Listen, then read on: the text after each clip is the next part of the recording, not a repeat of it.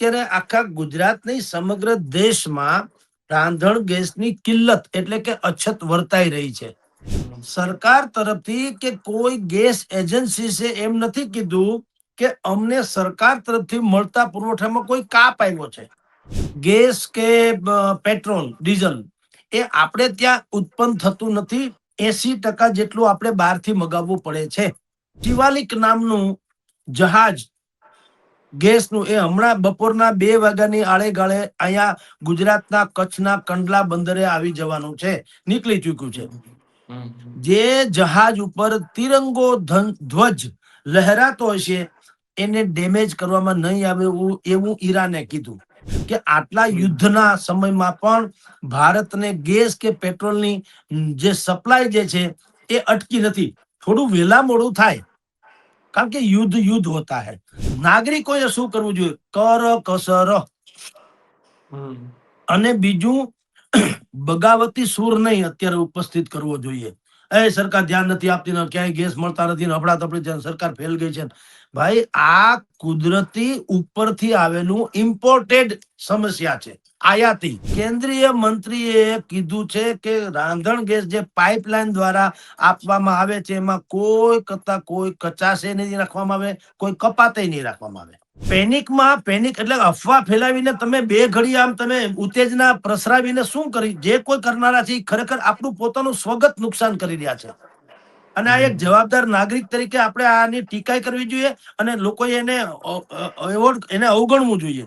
હવે તમે જે આ વાત કરી કાળાબજારી, મને તમે કહો આમાં સરકાર ક્યાં આવી? દાનત તો આપણી ખોરા ટોપરા જેવી છે ને. સરકારે પેલા 21 ને બદલે 25 દિવસ કર્યા. પેલા 21 દિવસે ગેસ સિલિન્ડર નોંધાવવામાં આવતો હતો અને મળતો હતો, હવે 25 દિવસ કર્યા. નમસ્કાર, સ્વરાજમાં આપનું સ્વાગત છે. હું મયુર.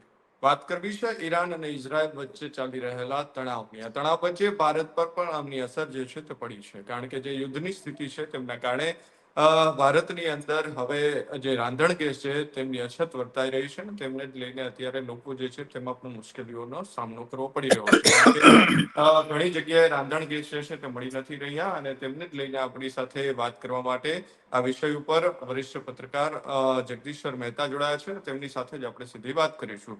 સર, સ્વરાજમાં આપનું સ્વાગત છે. જી નમસ્કાર. સર, જે પ્રમાણે અત્યારે ઈરાન અને ઇઝરાયલનું યુદ્ધ ચાલી રહ્યું છે ને તેમને જ લઈને હવે જે રાંધણ ગેસની વાત કરીએ કે ગેસ સિલિન્ડર જે છે તે હવે મળી નથી રહ્યા, તેમની અછત જે છે તે હાલ વર્તાઈ રહી છે. શું કહેશો પહેલા તો આ મામલે? મયુરભાઈ, આ જે સ્થિતિ પેદા થઈ એના માટે જાણકાર લોકો એક શબ્દનો પ્રયોગ કરે છે, એને કહેવાય છે પેનિક બાઇંગ. એટલે ગભરાહટમાં ખરીદી. કોઈ પણ ભોગે, ધારો કે મારે 1 સિલિન્ડર જોતું હોય, 25 દિવસ ચાલતું હોય, તો પણ એવી કોશિશ કરું કે 2-3 સાથે લઈ લઉં, જેથી કરીને ન કરે નારાયણને યુદ્ધ લંબાય તો આપણો ચૂલો સળગા વગર રહે નહીં, અથવા તો રાંધા ધાન જે છે એ આપણે ખાઈ શકીએ. આને કહેવાય પેનિક બાઇંગ. એને કારણે અત્યારે આખા ગુજરાત નહીં સમગ્ર દેશમાં રાંધણ ગેસની કિલ્લત એટલે કે અછત વર્તાઈ રહી છે. નહીં તો જેટલો પુરવઠો પેલા જોતો તો એટલો પુરવઠો તો અત્યારે મળે જ છે. સરકાર તરફથી કે કોઈ ગેસ એજન્સી છે એમ નથી કીધું કે અમને સરકાર તરફથી મળતા પુરવઠામાં કોઈ કાપ આવ્યો છે. સરકારે પેલા 21 ને બદલે 25 દિવસ કર્યા. પેલા 21 દિવસે ગેસ સિલિન્ડર નોંધાવવામાં આવતો હતો અને મળતો હતો, હવે 25 દિવસ કર્યા. એ તો સ્વાભાવિક છે, કારણ કે અત્યારે જે યુદ્ધ ઈરાન વર્સિસ અમેરિકા અને ઇઝરાયલ, એનું જે યુદ્ધ ચાલે છે, આ રાંધણ ગેસ એટલે એલપીજી જેને કહે છે એ ગેસ અને ક્રૂડ ઓઇલ, જેના સૌથી મોટા ખરીદનાર કયો તો ઈ ને આયાતી કયો તો ઈ આપણે વિશ્વમાં જે ટોચના કેટલાક આયાતી કે એમાં 2-3 નંબરે ભારત છે. ગેસ કે પેટ્રોલ ડીઝલ એ આપણે ત્યાં ઉત્પન્ન થતું નથી. 80% જેટલું આપણે બહારથી મગાવવું પડે છે. એટલે જ્યારથી યુદ્ધ લંબાતું જવાની અત્યારે નોબત આવી અથવા તો એવી વાતો આવી રહી છે, ટ્રમ્પ પણ જીદ મુકતા નથી, કે છે કે ગમે એટલું લંબાઈ અમે ઈરાનને ભરી પીશું. અને ઈરાને કીધું કે યુદ્ધ અમેરિકાએ શરૂ કર્યું છે, ખતમ અમે કરશું. એટલે એને પણ ટૂંકમાં લીધી મુકતા નથી. તો એ બંને રાષ્ટ્રો લડે છે કોક અને મરે છે કોક આપણા જેવા. કારણ કે આમાં આપણો સીધો કોઈ રોલ નથી. નથી આપણે અમેરિકા કે ઇઝરાયલ તરફે કે નથી ઈરાન તરફે. આપણે તટસ્થ ભાવે આ વાત કરીએ છીએ. ભારત આપણે એટલે ભારતે કીધું શાંતિ જાળવો. ભારતે ઇઝરાયલને એમ નથી કીધું કે અમેરિકાને અરે આને ઈરાનને ખતમ જ કરો. ઈરાનને એમ નથી કીધું અમે તમારી સાથે છીએ, તમે તારે ઇઝરાયલ અને અમેરિકાને પાઠ ભણાવી દો. એવું કઈ ભારતે કોઈ એમાં સ્ટેન્ડ લીધું નથી. ભારતે કીધું શાંતિ જાળવો. અને એ જ વાતને સમર્થન મળે એવી વાત એ છે કે ઈરાને ઇઝરાયલ અને અમેરિકાને બાદ કરતા વિશ્વના જે દેશો એની પાસેથી ક્રૂડ ઓઇલ મગાવે છે એનો જે રૂટ છે, જેને એ લોકો એક સ્પેશિયલ શબ્દ વાપરે છે, હાર્મુઝ સ્ટ્રેટ.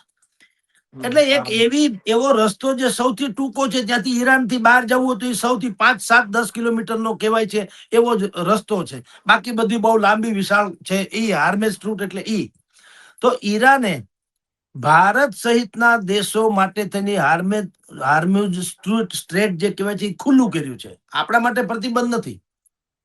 અને મયુરભાઈ, અત્યારે હું ને તમે ચર્ચા કરી ત્યારે શિવાલિક નામનું જહાજ ગેસનું એ હમણાં બપોરના 2 વાગ્યાની આળે ગાળે અહીંયા ગુજરાતના કચ્છના કંડલા બંદરે આવી જવાનું છે, નીકળી ચૂક્યું છે. જે જહાજ ઉપર તિરંગો ધ્વજ લહેરાતો હશે એને ડેમેજ કરવામાં નહીં આવે એવું ઈરાને કીધું. એનો અર્થ એ છે કે ભારત સરકારની જે ડિપ્લોમસી કહી શકાય, ડિપ્લોમેટિક સંબંધો રાજદ્વારી અથવા તો જે સ્ટેન્ડ છે, ડિપ્લોમેટિક સ્ટેન્ડ જે છે, કમસે કમ અત્યાર સુધી તો કામયાબ નીવડ્યું છે કે આટલા યુદ્ધના સમયમાં પણ ભારતને ગેસ કે પેટ્રોલની જે સપ્લાય જે છે એ અટકી નથી. થોડું વહેલા મોડું થાય, કારણ કે યુદ્ધ હોતા હૈ. યુદ્ધના કારણે કેટલાક રૂટ્સ બદલાય, વેલા મોડું થાય. કારણ કે આ તો બધું તમે જાણો છો, લડાઈ everything is fair and war and love. પ્રેમ અને યુદ્ધમાં બધું જ સંભવ છે. એટલે એ વેલા મોડું થાય ને એ બધું સંભવ છે. પણ આપણે ત્યાં આવનારા જે જહાજો છે ઈરાનથી, એને અવરોધવામાં આવતા નથી, બંધ નથી કર્યા ઈરાને. એટલે ગુજરાતના મુન્દ્રા અહીંયા પોર્ટ ઉપર 46,000 મેટ્રિક ટન એલપીજી ભરેલું શિવાલિક જહાજ, 46,000 મેટ્રિક ટન. બોલો, હમણાં જ આવી જશે. આપણી આ ડિબેટ પૂરી થશે ત્યાં અત્યારે 11:30 જેવું થવાય, 10:30, 11:30 જેવું, 11:20 થઈ છે. બપોરના 2 વાગ્યાની આળે ગાળે પહોંચી જશે એમ કહેવાય છે. તો સરકાર એની રીતે પ્રયાસ કરે છે. તેમ છતાં લાંબી લાઈનો આપણે જોઈએ જ છીએ ગેસ, રાંધણ ગેસની ચારે કોર. ઈ શું છે?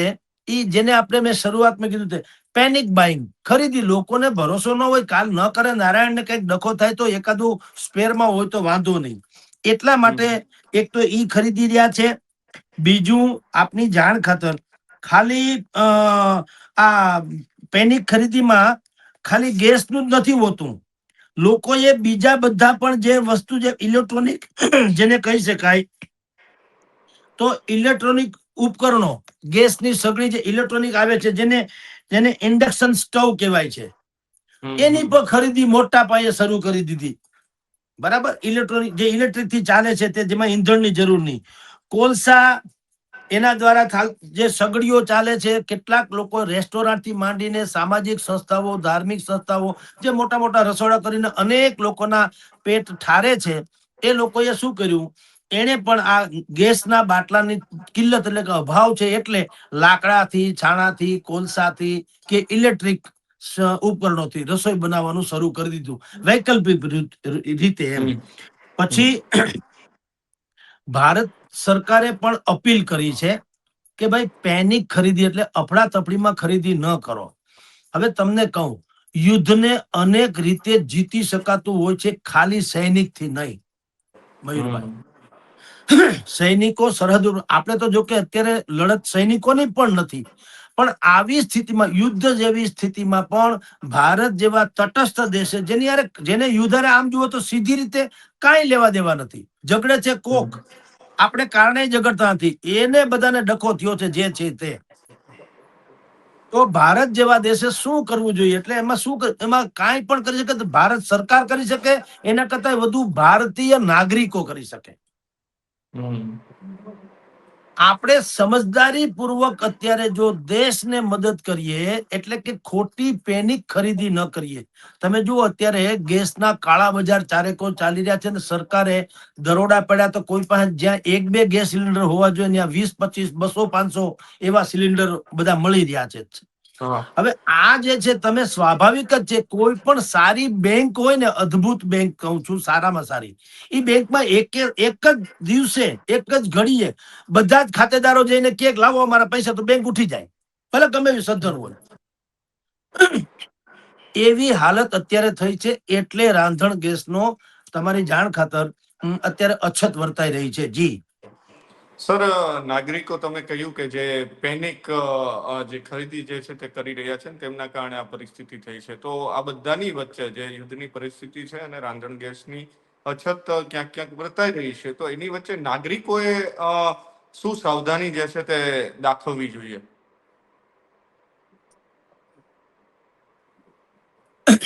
પહેલી વાત તો એ, મયુરભાઈ, કે થોડોક ભરોસો રાખવો. જો અત્યારે વિરોધ પક્ષો, મેં આની પહેલા એક વખત કીધેલું કે વિરોધ પક્ષોએ પણ અત્યારે સરહદ પારની જે સમસ્યા છે એના માટે થઈને સરકારને ટેકો આપવો જોઈએ અને નાગરિકોને સમજાવવા જોઈએ. અને વિરોધ પક્ષ તો હું શબ્દ વાપરું છું, પણ જે લોકો પાસે પણ બુદ્ધિ ક્ષમતા છે થોડી ઘણી, એ બધાએ નાગરિકોને કેવું જોઈએ, અને નાગરિકોએ સ્વયંએ પણ એક સમજવું જોઈએ કે આ જે સ્થિતિ છે એ કોકના કારણે છે, એમાં આપણા દેશનો કોઈ રોલ નથી. જેમ કે કોરોનામાં ક્યાં આપણી પેદાશ તો હતી નહીં. કહેવાય છે કે ચીનની લેબોરેટરીમાં કોઈ પ્રયોગ થયા હતા અને કોરોના નામનો વાયરસ આવ્યો હતો, અને આપણે બધાએ એ હારાકીરી અનુભવી છે. તો ગેસ, અત્યારે જેમ ગેસ સિલિન્ડર, ત્યારે ઓક્સિજનના સિલિન્ડરનો ડખો હતો, અને આપણે જોઈએ અફડાતફડીમાં કેટલી જાનહાનિ થઈ છે ને કેટલી અફડાતફડી થઈ છે, દેશ કેટલે હદે પાછળ વયો ગયો હોત. આ તો ધન્ય હો આપણા સાયન્ટિસ્ટોને, ભારતના વૈજ્ઞાનિકોને ધન્યવાદ હો કે વેક્સિન, કોરોના જેવી મહામારીની પણ એની પ્રતિકાર કરતી વેક્સિન આપણે સંશોધિત કરી. આપણે તો ખેર દુનિયાના અનેક દેશોને આપી અને કેટલાની જિંદગી બચાવી, અને આપણે એ આખી સમસ્યામાંથી બહાર બુદ્ધિપૂર્વક આવી ગયા. નહીં તો સૌથી વધુ મોત અમેરિકામાં થયેલો. આપણે અમેરિકાને બહુ વિકસિત માનીએ છીએ રાષ્ટ્ર, પણ સૌથી વધુ મોત ત્યાં થયેલા. પણ આપણે અફડાતફડી થઈ એટલે વધારે બધું ગાજવા માંડ્યું. અફડાતફડી બહુ હતી, અને એ સ્વાભાવિક જો કે છે, એમાં કઈ એમ નથી કેતા કે કોઈનો સ્વજન જો એમ કે દેહાંત પામે તો પણ એને કઈ ન બોલવું, એ અમુક નેચરલ છે. પણ સિલિન્ડર, જે ઓક્સિજન સિલિન્ડરમાં પણ જે કાળાબજારી થઈ હતી, જે સંગ્રહખોરી થઈ હતી, એવું નાગરિકોએ એના ઉપરથી ધડો લે તો અત્યારે જો પ્રત્યેક નાગરિક એક સૈનિકની ભૂમિકા ભજવે કે આપણા દેશમાં ખોટે ખોટું ઈરાન, અમેરિકા અને ઇઝરાયલના યુદ્ધની ખોટી અસર ન થાય, એટલે પ્રત્યેક નાગરિક એક સૈનિકની જેમ વર્તે, અને આવશ્યકતા હોય એટલો જ ગેસનો સિલિન્ડર જે છે લેવાની કોશિશ કરે. એટલું જ નહીં, થોડીક બચતની પણ વાત કરે. બચત બીજો ભાઈ છે, એમ ગામડામાં આપણે કહીએ છીએ. બચત જે છે ને બીજો ભાઈ છે. એની જેમ દરેક લોકો, તમારે સામાન્ય રીતે તમે જે કોઈ ઉપયોગ કરતા હો, તો અત્યારે જે અમુક લોકો મોટા મોટા પ્રસંગો કરે છે, ધાર્મિક કે સામાજિક, હવે અનિવાર્ય ન હોય તો એ પ્રસંગો યા તો ટાળવા જોઈએ, યા તો એમાં ભોજન ઇત્યાદિનું બંધ રાખવું જોઈએ. જે કોરોનામાં કર્યું તું બધાએ. અરે મૃત્યુ થઈ જતું હતું તોય ઓનલાઈન, એટલે ફોનથી જ લોકો સંવેદના પાઠવી દેતા હતા ને, શ્રદ્ધાંજલિ પર ફોનથી પાઠવી દેતા. છાપામાં આવતું ખરું કે ભાઈ મહેરબાની કરીને રૂબરૂ ન આવશો, તમે ટેલિફોનિક જે મેસેજ આપી દેજો. એમ અત્યારે જ્યાં સુધી આ યુદ્ધનો ગાળો સમાપ્ત ન થાય ત્યાં સુધી જે કેટલાક મોટા રસોડા 2-5-10 હજાર લોકોને જમાડતા હોય છે, જે ધાર્મિક સંસ્થાઓ જમાડે છે, જુદી વાત છે, કારણ કે એ તો પરોપકારની ભાવનાથી જમાડે છે. પણ એમાં પણ એક વ્યવસ્થા કરવી જોઈએ કે જેની પાસે ભોજનની સુવિધા જ નથી એને જમાડો. ભાવિકોને પણ વિનંતી કરવી જોઈએ કે હાલ તુરંત જ્યાં સુધી આ યુદ્ધનો ડખો ચાલે છે ત્યાં સુધી મોટા રસોડા અથવા તો કોઈ એવા પ્રસંગો ઊભા ન કરવા કે જે ટાળી શકાતા હોય સામાન્ય રીતે. હું દાખલો આપું. કેટલીક ધર્મ સંસ્થાઓમાં દાખલા તરીકે એમ કે આપણે ફલાણી જે આપણી પાસે વચનામૃત છે કે ગીતાજી છે કે ભાગવત છે કે ફલાણું છે એની 100 વર્ષ પૂરા થાય છે એને મૂકાતા એને પ્રતિષ્ઠિત કર્યા હતા એને તો એનો એક એમ ઉત્સવ દાખલા તરીકે. કોઈ એક મંદિરને મૂર્તિની પ્રાણ પ્રતિષ્ઠા થઈ હોય એને એમ કે 50 વર્ષ થયા, 25 વર્ષ થયા, 100 વર્ષ થયા. કોઈ સાધુ સંતોને દીક્ષા લીધી હોય એના 5, 25, 50, 100 વર્ષ થયા હોય.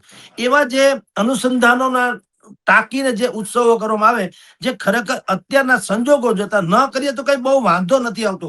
કારણ કે આ તો બધા અજરા અમર વાતો છે ને. શ્રીમદ ભાગવત ગીતા કયો કે આપણે રામાયણ કયો કે આ બધા જે છે કે મૂર્તિ પ્રતિષ્ઠા વાળા વાત છે એ તમે વર્ષ દિવસ પછી પણ કરી શકો. તો નાગરિકોએ શું કરવું જોઈએ? કર કસર. અને બીજું બગાવતી સૂર નહીં અત્યારે ઉપસ્થિત કરવો જોઈએ. સરકાર ધ્યાન નથી આપતી ને ક્યાંય ગેસ મળતા નથી ને હફડાતફડી છે, સરકાર ફેલ ગઈ છે. ભાઈ આ કુદરતી ઉપરથી આવેલું ઇમ્પોર્ટેડ સમસ્યા છે, આયાતી. આપણે 80% જેટલું ક્રૂડ ઓઇલ અને આ રાંધણ ગેસ જેવું જે બહારથી મગાવવા એટલે બીજા ઉપર નિર્ભર છે, ન્યા ડખો થયો છે એટલે આવવાનું વેલા મોડું થાય છે વગેરે વગેરે. તો નાગરિકોએ સંયમ પૂર્વક અને જવાબદારી પૂર્વક વર્તવું જોઈએ, કરકસર કરવી જોઈએ. અને મોટા મેળાવડાઓ જેમાં ગેસનો મોટા પાયે ઉપયોગ થવાનો સ્વાભાવિક છે, 5-25 હજાર લોકોને જમાડો તો વિશેષ થાય. એવા પ્રસંગો જો ટાળી શકાતા હોય એવા પ્રસંગો ટાળવા જોઈએ. મયુરભાઈ જી. સર, સોશિયલ મીડિયા ઉપર એક પોસ્ટ પણ વાયરલ થઈ રહી છે, અફવાઓ કહીએ તો અફવાઓ હશે કે હજુ આની પુષ્ટિ થઈ નથી, પરંતુ જે પ્રકારે પોસ્ટ છે તેમાં એવું લખવામાં આવે છે કે જે શહેરી વિસ્તારની અંદર જે ગેસની લાઈનો ઘરે આપવામાં આવી છે તેમાં પણ હવે સવારે 2 કલાક ને સાંજે 2 કલાક આ પ્રકારની પરિસ્થિતિ થઈ શકે તેમ છે. જુઓ, જનતાએ કોનું માનવું જોઈએ? ટાંગા મેળ વગરના સોશિયલ મીડિયામાં આવતા મેસેજનું કે લોકસભામાં કેન્દ્રીય ઉર્જા મંત્રી કહે તે? બેમાંથી કોનું માનવું જોઈએ? જે મંત્રીશ્રીએ ગઈકાલે જ વાત કરી આપણે ત્યાં કે 125 કરોડ ઘરમાં પીએનજી ગેસ અમે દેશમાં આપીએ છીએ અને આપણી પાસે પૂરતો સ્ટોક છે એવું મંત્રીશ્રીએ ગઈકાલે જ વિધાનસભામાં કીધું.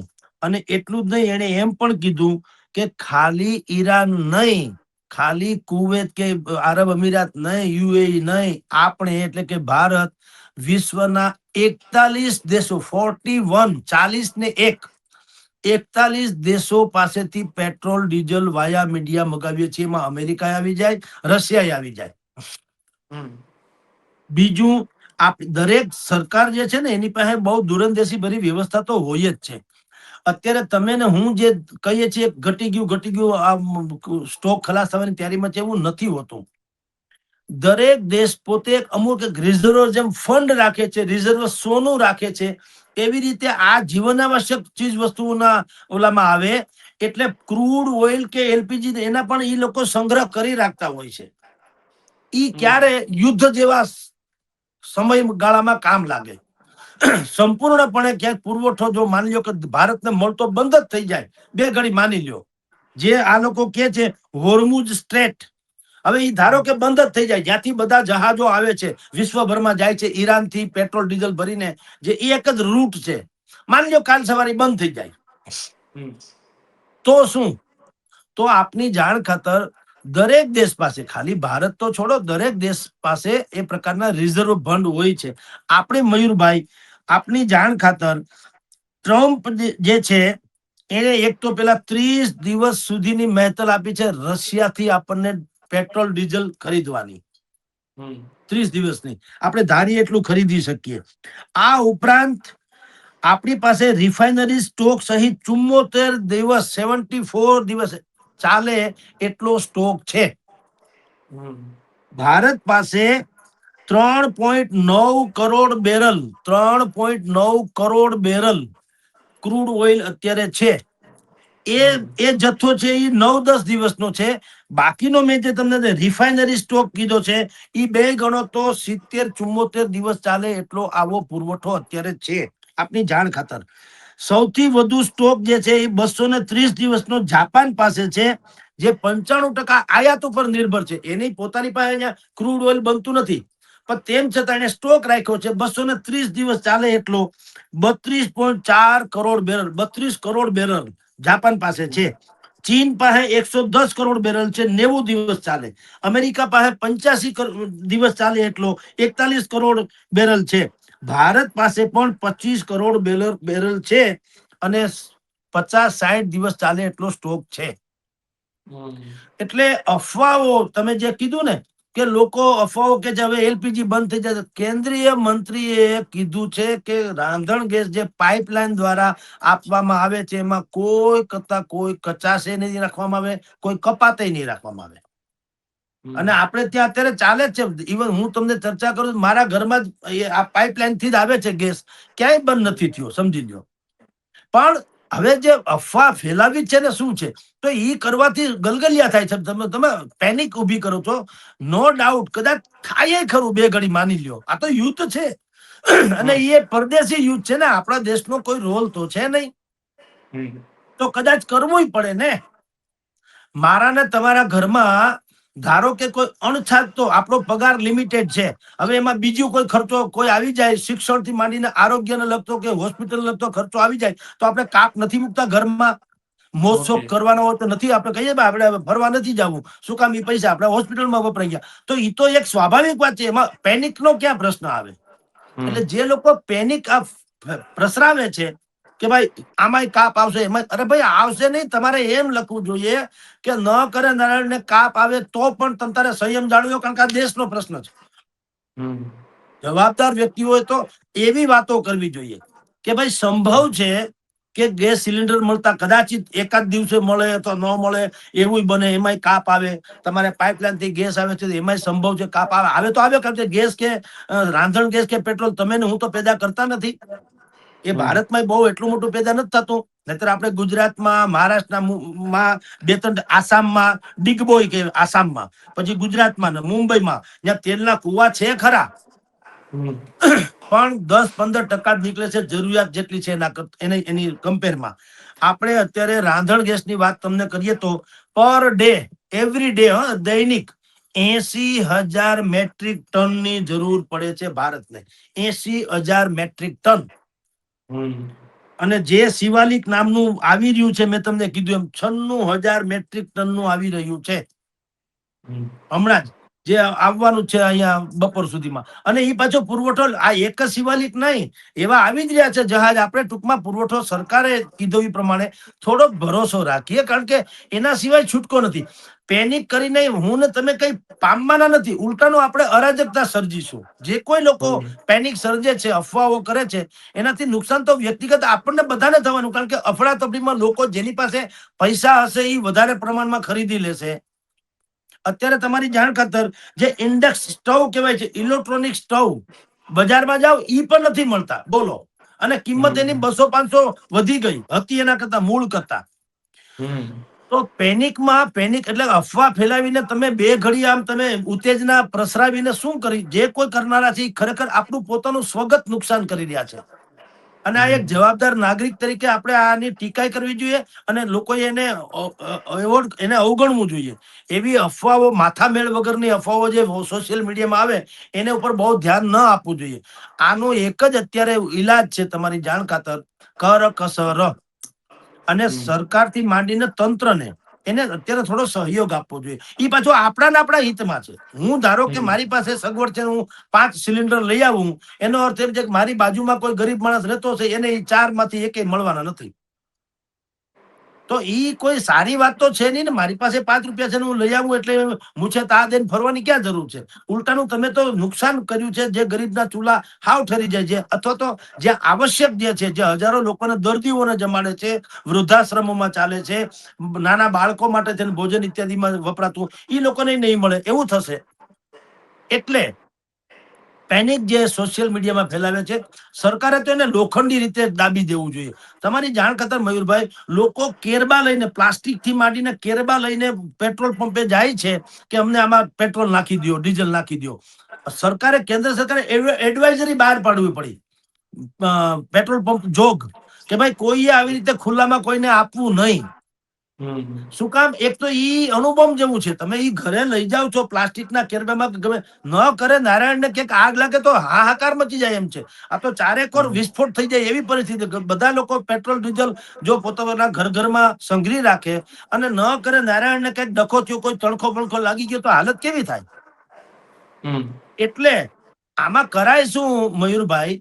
અત્યારે તો ઠીક છે, પૂરતા પ્રમાણમાં બધો સ્ટોક છે, રાંધણ ગેસનો છે ને ડીઝલ પેટ્રોલનો છે, ક્યાંય અફડાતફડી નથી. આપણે રાજકોટમાં રૈયા રોડ ઉપર, હું જ્યાં રહું છું, પેટ્રોલ પંપમાં ત્યાં ક્યાંય લાંબી લાઈન નથી થાય, સમજી લો. જોઈએ એટલું પેટ્રોલ ડીઝલ મળે જ છે. પણ ન કરે નારાયણને કદાચ આવું થાય પણ ખરું તો થાય, આ તો યુદ્ધનો પ્રશ્ન છે ને. તો શું કરી શકાય? મારે ને તમારે, તમામ નાગરિકોએ સંયમ વર્તવાની જરૂર છે. હું અહીંથી મારી ઓફિસે જવા, ધારો કે ગાડી લઈને જાઉં છું, એને બદલે યા તો મારે એક રિક્ષામાં અમે 3-4 જણા બેસીને શેરે ટેક્સીની જેમ શેરે રિક્ષા કરવી જોઈએ, કે મારું વાહનનું પેટ્રોલ ન બગડે, પણ એક રિક્ષાના ભાડામાં અમે 3 જણા જઈએ તો ભાડું પેટ્રોલ એટલું ને એટલું બળવાનું છે, 3 જણા જે તે સ્થળે પહોંચી શકવાના છે. યા તો આપણે જાહેર પરિવહનની જે વ્યવસ્થા, સિટી બસ છે કે એસટી બસ છે કે એવા જે છે, એમાં આપણે જવાની કોશિશ કરવી જોઈએ. પેટ્રોલ બચે, અને એ બચે એટલે આપણા જ પૈસા બચે એવું નહીં, અફડાતફડી મચી જાય ને ઈ બચે અને દેશ સલામત રીતે આમાંથી બહાર નીકળી જાય. એટલે અફવાઓ ફેલાવનારાને ભગવાન બચાવે. ખરેખર લોકોએ એવું કેવું, આમાં સમજાવવું જોઈએ કઈ રીતે આમાંથી બહાર નીકળી શકાય, આવી વિપદામાંથી. એવી જે કોઈએ પોસ્ટ મૂકવી જોઈએ અને એને શક્ય એટલી વાયરલ કરવી જોઈએ, કે ભાઈ આવી રીતે તમે અત્યારે સંયમ જાળવો. આપણો દેશ, કારણ કે આનું નુકસાન કોને થાય? જેની પાસે પૈસા નથી એને બહુ મોટું નુકસાન થાય બિચારાને. એક બાટલો લેવાના માંડ પૈસા હોય, એને આપણા જેવા હો હા કરીને આપણે 5-15 બાટલા ખરીદી લઈએ અફડાતફડીના કારણે. એટલે એક બાટલો જેની પાસે ખરીદવાના પૈસા એને ન મળે તો એ જાય ક્યાં? ખાવાનું કઈ રીતે બનાવે? અને લાકડા કે છાણા કે કોલસા કે ઇલેક્ટ્રોનિક બધાને તાત્કાલિક પર્યાપ્ત નથી હોતું, મળતું નથી. શહેરોમાં તો ખાસ, ગામડામાં હજી કદાચ ક્યાંક સીમ વગડામાં જઈને લાકડા લઈ આવે. અહીંયા ક્યાં જાવ તમે? શહેરોમાં. એટલે અત્યારે જવાબદારી પૂર્વકના નાગરિક તરીકે વર્તવાનો આ સમય છે, જ્યારે કે ભારતનો આ યુદ્ધમાં કોઈ રોલ નથી, તો આમાંથી ઉગરી શકાય. જી સર, ઘણા લોકો સંગ્રહખોરી કરી રહ્યા છે, કાળાબજારી કરી રહ્યા છે, તેમને શું કહેશો? કારણ કે કચ્છમાંથી પણ 174 બાટલા ઝડપાયા, ગઈકાલે ગોંડલમાંથી પણ ઝડપાયા. એટલે આ રીતે સંગ્રહખોરી, કાળાબજારી માટે કરવામાં આવી રહી છે, કે જે પ્રકારે પરિસ્થિતિ છે તેમાં. મયુરભાઈ, આપણે મોટા ભાગે તમે જોજો, કોઈ પણ ડિબેટ જોજો, આપણી નહીં, કોઈ પણ મોટા ભાગના કિસ્સાઓમાં આપણે તંત્ર અને સરકાર ઉપર માછલા જ ધોતા હોઈએ છીએ. સરકારે ધ્યાન ના આપ્યું, સરકાર આવતી, સરકાર કઈ. હવે તમે જે આ વાત કરી કાળાબજારી, મને તમે કહો આમાં સરકાર ક્યાં આવી? દાનત તો આપણી ખોરા ટોપરા જેવી છે ને. દાખલા તરીકે મારી પાસે પૈસા છે, અથવા તો સંગ્રહ કરી શકાય એવું ગોડાઉન છે કે એટલી વ્યવસ્થા છે, એટલે હું 5-50 બાટલા લઈ લઉં, બે ઘડી માન લ્યો. તો આપણે તંત્રને જે ગાળો દઈએ છીએ, તો આપણી પોતાની માનસિકતા જુઓ શું છે. આપણે અત્યારે એમ કેમ નથી વિચારતા કે ભાઈ હું 50 બાટલા લઈ લઈશ તો 49 ઘરના ચૂલા નહીં હળગે? એના કરતા હું મારે જે અત્યારે છે, તો સરકારે કાલથી જાહેરાત તો નથી કરી કે હવેથી નહીં મળે, મળે જ છે. દેશમાં 50 લાખ બાટલા જે છે ને, એ આમાં રોજની જરૂર છે, જેટલી રાંધણ ગેસ થી માંડીને એટલી એ એવરેજ જે પુરવઠો છે એ મળે છે. કેન્દ્ર સરકારે લોકસભામાં કીધું કે જેટલી જરૂરિયાત અત્યાર સુધીમાં હતી એટલા અમે લોકો મોકલીએ છીએ, એમાં કોઈ કાપ મૂકવામાં આવ્યો નથી. અને આપણે દુનિયાભરમાંથી બધું લઈએ છીએ, ખાલી ભૂલી જાવ ઈરાનમાંથી. આપણે કતર, યુએઈ, સાઉદી અરેબિયા એને એ બધું તો પેલા લેતા હતા. હવે આપણે America, Norway, Canada, Algeria, Russia બધેથી પેટ્રોલ ડીઝલ થી માંડીને જે ઉપલબ્ધ છે એ બધું આપણે લઈએ છીએ. તો જે સંગ્રહખોરી કરે છે એને તો દેશદ્રોહ જેવો ગુનો અત્યારે દાખલ કરવો જોઈએ. ખાલી કડક બડક નહીં, દેશદ્રોહ જેવો. કારણ કે એનાથી મોટો કોઈ અપરાધ નથી. આવી સ્થિતિમાં તમે ગેસ સિલિન્ડર તો હજી છોડો, તમે આ ઓક્સિજનના સિલિન્ડરના નતા લોકોએ કાળાબજારી કરી હતી. એક હા. ઇન્જેક્શન કોઈ હતું, એ ઇન્જેક્શન નતું 5-5, 10-10 હજાર રૂપિયામાં, કોઈએ તો લાખ રૂપિયા સુધીમાં વેચ્યું હતું. એની ઉપર દેશદ્રોહનો ગુનો લાગુ કરવો જોઈએ અને એને ભયાનક સજા એ આપવી જોઈએ, જેથી અને જાહેરમાં ખબર પડે ઇમિડિયેટલી. ખાલી ગુનો દાખલ નહીં કરવાનો, સજા એને તાત્કાલિક આપવી જોઈએ. થાય છે શું, દેશદ્રોહના ગુનામાં પછી પાછા તારીખ પે તારીખ હોતા હોય ને પછી પાછા છૂટી જાય, એટલે કઈ થતું કોઈને કોઈ ફાટી પડતું નથી અમુક બાબતોથી. અત્યારે તમે જો દેશમાં ફાંસીની સજા પામેલા હજારો લોકો જેલમાં હે ને રોટલા તાબા ખાઈને રાતા રાણ જેવા થઈને ફરે. શું કામ કે એમાં પાછા બધા કેટલા બધા સ્પીડ બ્રેકર્સ છે. એક કોર્ટમાંથી બીજી કોર્ટ ને, બેમાંથી ઉપલી કોર્ટ ને, એમાંથી ઉપલી કોર્ટ, પછી સુપ્રીમ કોર્ટ ને, પછી પાછું જાહેર રીતની ઓલે અરજી, પછી દયાની અરજી, ફલાણું ઢીકણું. ટૂંકમાં એનો મેળ જ ન પડે. એટલે કોઈ ફાંસીની સજા સાંભળીને કોઈના ટાટિયા ધ્રુજી નથી જતા. એ કે હો કાંઈ ફરક નહીં, અલબત્તા એ તો દેખતે આપણે લડી લે હું વકીલ રાખીને. એમ જેમ ડર વયો ગયો એમ આ સંગ્રહખોરો જે છે એની સામે સરકાર એસમાં ને ખેસમાં ને એવું બધું કે છે, બધા કાયદા કાનૂનની વાતો, પણ કોઈ ધડારૂપ સજા નથી થતી. ધડારૂપ સજા હું દાખલા તરીકે તમારે અહીંયા ભેળસેળમાં પકડાય છે, આપણે જાણીએ છીએ ખાદ્ય પદાર્થોમાં ભેળસેળ, એના જેવો ખતરનાક કોઈ અપરાધ નથી. કારણ કે તમને મને કેન્સર હોમી દે છે, પૈસા દઈને આપણે કેન્સર ખરીદીએ છીએ, ડુપ્લિકેટ ખાઈએ છીએ. તો દંડ શું થાય? એને 5-50 હજાર રૂપિયાનો દંડ થાય. એટલે 50 હોય એ લાખો રૂપિયા તો કમાણો હોય હરામ ખાયો, એને 5-50 હજાર દંડ નું શું આવે? ખરેખર તો જે દુકાનેથી ભેળસેળ પકડાય ને એ દુકાને મોટું બોર્ડ મારવું જોઈએ, 10x12 નું મોટું, અને અવડા અક્ષરે લખવું જોઈએ કે આ હરામ ખાયાએ આટલી ભેળસેળ આમ કરી હતી, એટલે એનું લાયસન્સ રદ કરવામાં આવે છે. 6 મહિના સુધી આની બીજી કોઈ શાખા ખુલે તો પણ નીચેના નંબર ઉપર જાણ કરજો, આ બદમાશ માણસ છે. એવું કરે તો એની આબરૂ પણ જાય ને, તો જનતાને સબક મળે. એને બદલે 50,000 કે 50,000 કે લાખ રૂપિયાની દંડ કરો, દંડ કરોડો રૂપિયા તો કામી લીધો હોય, દંડ નું શું આવે? એમ આ કેસમાં ગેસ સિલિન્ડરમાં જે સંગ્રહખોરી કરે, તમે કીધું કચ્છમાં હવાઓ જેટલા બાટલા પકડાણા, અરે ચારેકોર પકડાય છે, 150, 200 બાટલા પકડાણા છે. આપણા દેશમાં આવા બનાવો આવ્યા છે ને ટીવીમાં આવે છે. હવે એ આવે છે પછી શું થાય છે? એની ઉપર કોઈ ધડારૂપ સજા નથી થતી. ખરેખર અત્યારે એની ઉપર દેશદ્રોહ જેવો જ ગુનો લાગુ પડવો જોઈએ અને એવી સજા થવી જોઈએ કે બીજા લોકો આવું આળહે. કારણ કે આ તો હજી યુદ્ધ તો 14મા દિવસમાં પહોંચ્યું છે, હજી કેટલું લંબાઈ ખબર નથી. જો બે પાગલ જેવી વાતો છે, ઓલા મરતા ક્યાં નહીં કરતા, ઈરાન ને એવું છે ને અમેરિકાને હવે લીધી મુકાય એમ નથી, નહીતર એની આબરૂ જાય એમ છે. હવે આ ડખામાં જો કોઈ મધ્યસ્થી ભારત જેવા કોઈ બીજા મહાન રાષ્ટ્રો જે છે કોઈ મધ્યસ્થી કરીને કદાચ મેળ પડે તો જુદી વાત છે, નહીં તો આ યુદ્ધ લંબાશે તો હજી આપણે ચર્ચા કરવાની થશે. એવી મોટી ક્રાઇસિસ તો પેદા થવાની, રાંધણ ગેસની પણ, પેટ્રોલ ડીઝલની પણ. અને ઈ જેને ખબર છે એ તો અત્યારથી માંડ્યા હોય સ્ટોક કરવા. તો સ્ટોક કરશે તો જે તે સમયે કેવી હાલત થવાની? એટલે તંત્ર એ ભયંકર રીતે કડક હાથે આ બધું પેટ્રોલ ડીઝલની અત્યારે મેં સાંભળ્યું છે કે સરકારે મહેસૂલી ખાતાના અધિકારીઓને કીધું કે તમે પેટ્રોલ ડીઝલની નિગરાની રાખો, એટલે એનું ધ્યાન રાખો કે કોઈ કેરબા બેરબા ભરી નથી જતા ને એમ. ખેર એ બધું છે, પણ એ અહેસાસ થવો જોઈએ જનતાને, સામાન્ય પ્રજાને એમ થવું જોઈએ કે સરકાર અમારા માટે મથી રહી છે, કાગળ ઉપર નહીં. એટલે જે આવા સંગ્રહખોરો જે છે, નફાખોરો છે, એની ઉપર દેશદ્રોહના કાયદા અનુસાર એવી સજા થવી જોઈએ કે 2-4 જણાને સજા થાય તો બીજા 50 લોકો આ કરતા આળહી જાય. જો એવું કરવામાં નહીં આવે મયુરભાઈ, તો આ યુદ્ધનું છે હજી ઠેકાણું નથી. શાંત થાય કે ન થાય તો આપણે ઘણું મોટી નુકસાની બીજી રીતે સહન કરવી પડશે. દેશ તો ત્યાં વિદેશથી જેટલા પેટ્રોલ ડીઝલ કદાચ થોડાક મોંઘા તો મોંઘા, અત્યારે $80, $86 પ્રતિ બેરલ જે ભાવ હતો એ 100 ને આળે ગાળે પહોંચ્યો છે, અને સંભવ છે 125 થી 150 થાય એવું અર્થશાસ્ત્રીઓ અનુમાન લગાવી રહ્યા છે. તો પેટ્રોલ ડીઝલના ભાવે વધે ને બધું થાય. આવા સમયે સંયમ એકમાત્ર વિપક્ષ તરીકે વિપક્ષે પણ અત્યારે માથલા ધોવાની જરૂર નથી શાસક ઉપર.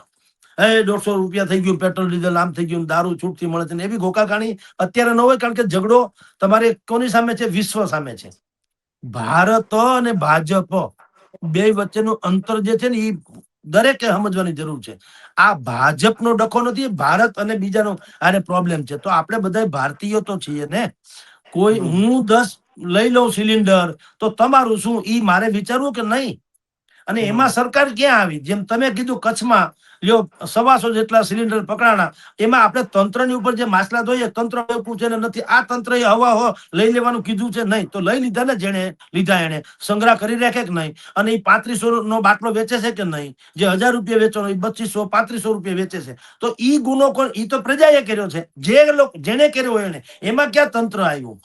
તો પ્રજાની માનસિકતા પણ જો આવી હોય તો જેની હોય એ બધાની માનસિકતા એવી જ હોય ને. તમે સમજો, તમે ને હું નાનું કરી શકતો હોય તો મોટો હોય મોટું કરે, તો આપણને ક્યાં અધિકાર છે કોઈની ટીકા કરવાનો? ટીકા ત્યારે આપણે કરી શકીએ કે આપણે નાગરિક તરીકે પણ જો શ્રેષ્ઠ ધર્મ બજાવીએ કે ભાઈ મારે પેનિક બાઇંગ એટલે કે અફડાતફડીની ખરીદી નથી કરવી, મારે જેટલી આવશ્યકતા છે એટલા સિલિન્ડર મારી પાસે, ધારો કે એક થઈ રહેતું હોય એકથી તો છે, ધેટ્સ ઓલ. હવે કાલ નહીં મળે તો દેખતે હે, હવનું થાય વહુનું થાય, એમાં મારા એકલા ઉપર ક્યાં છે? ધારો કે ઈરાન ને અમેરિકા ઇઝરાયલનું યુદ્ધ લાંબુ હાલે તો કઈ એ લોકો એવું ન કીધું, નક્કી તો નથી કર્યું કે હવે એક વાત જગદીશભાઈને પાઠ ભણાવવો છો, એના હાટું લડે છે.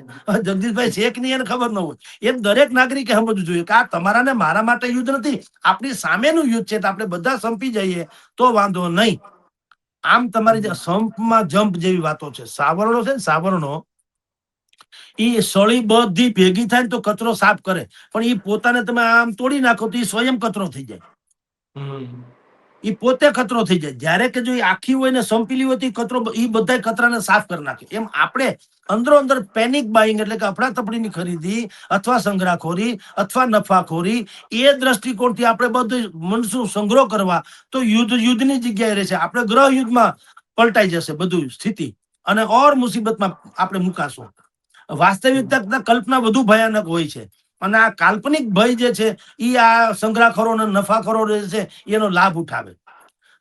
એટલે કડકમાં કડક સજા, અને ક્યાંય આવું થઈ ન શકે એવી વ્યવસ્થા હોવી જોઈએ. હું 2 સિલિન્ડર લઈ કઈ, મારે જયારે 21 દિવસે એક લખાવવાની વાત હતી, એક જમાનામાં નિયમ હતો 21મે દિવસે તમે સિલિન્ડર લખાવી શકો, તો એ ગેસ એજન્સી વાળાને કેવું છે ને, એકની જગ્યાએ 2 શું કામ આવે છે, લખાવે છે તો એને મળે છે કેમ? અને બીજી બધી જગ્યાએ પણ જ્યાં પાબંદી મૂકી છે સરકારે મૂકવી જોઈએ. અને સંગ્રહખોર નફાખોર ઉપર ભયંકર સજા, ધડારૂપ કહી શકાય. મને તમને આંચકો લાગવો જોઈએ, ઓહો આવી સજા થઈ છે તમારી નજર સામે, એટલે બીજા લોકો આવું કરતા આળે. નહીતર અત્યારે આપણે એવા ત્રિભેટે આવીને ઉભા છે મયુરભાઈ, કે જો આવું કઈ કરવામાં નહીં આવે તો આ દેશને, ઇઝરાયલ અમેરિકાને જે નુકસાન થવું એ થાય, એનાથી વિશેષ આપણે ખરપાઈ જશું કારણ વગરના. એટલે સંયમ નિયમ બહુ જરૂરી છે, સરકારે કાયદો કડક કરવાની જરૂર છે. જી જી બિલકુલ સર, તમે કહ્યું છે પ્રમાણે જ કે જે સંગ્રહખોરી કરી રહ્યા છે, કાળાબજારી કરી રહ્યા છે, તેમની સામે કડકમાં કડક કાર્યવાહી થવી જોઈએ. જે અફવાઓ ફેલાવવામાં આવી રહી છે સોશિયલ મીડિયામાં, તેનાથી પણ ચેતીને રહેવું જોઈએ. તેમાં જે છે લોકો, જે નાગરિક છે, તેમને પણ સંયમ જાળવવો જોઈએ, કારણ કે આ પ્રકારનું હજુ કોઈ વાતાવરણ બન્યું નથી, કે હજુ એટલી બધી ગેસની અછત ઊભી નથી થઈ. કારણ કે જે પ્રકારની પરિસ્થિતિ અત્યારે સરકાર કહી રહી છે, કેન્દ્રીય મંત્રી કરી રહ્યા છે, મુખ્યમંત્રી જે છે ભૂપેન્દ્ર પટેલ, તેમણે પણ કહ્યું છે કે અત્યારે પરિસ્થિતિ જે છે તે નોર્મલ છે, ને હજુ ગેસનો જથ્થો જે છે તેમની પાસે પડ્યો છે. એટલે કે જે પ્રકારની સ્થિતિ છે તે હજુ નોર્મલ છે, એટલે કે કોઈ પેનિક થવાની હજુ જરૂર નથી. ખૂબ ખૂબ આભાર સર, સ્વરાજ સાથે જોડાવા બદલ.